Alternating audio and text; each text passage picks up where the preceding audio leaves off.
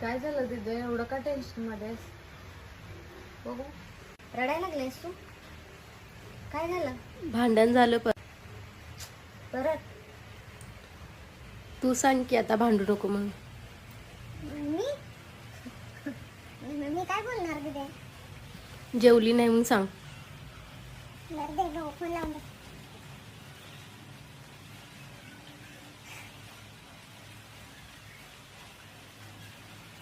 Hello, हां दादा, मी दीदीची roommate बोलते.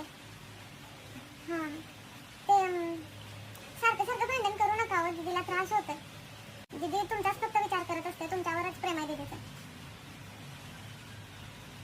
गेल्या आठवड्याभरापासून ते टेन्शन मध्ये आहो. ती गेल्या आठवड्याभर जेवण केली नाही, ते तुमच्या भांडणच व्हायला लागले. काय काय भांडण झालं पण सांगायला काय झालं मला फक्त?